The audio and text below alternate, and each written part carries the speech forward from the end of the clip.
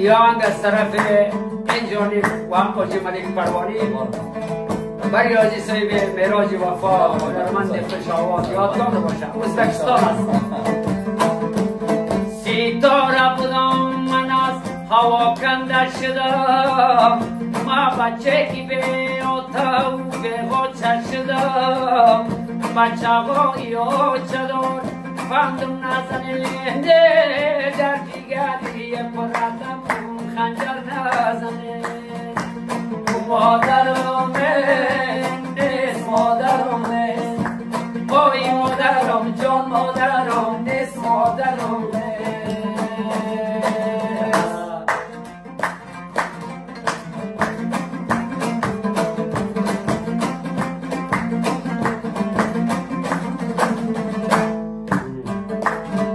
ستاره بودم من از راه کنده شدم، بچه به آتا و به آچه شدم، بچه های آچه دار سنگم مزه میده، در جگر پارلمم خنجر نزنه، در جگر پارلمم خنجر نزنه.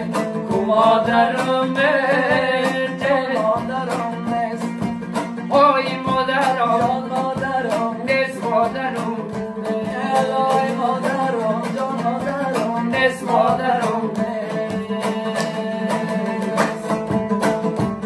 دو کوی بلند سر بسر ببینم، فرزند پدر مادر سفر ببینم، فرزند پدر امروز به خدمت میرود، مادر کی نداشت گردن کج میرود.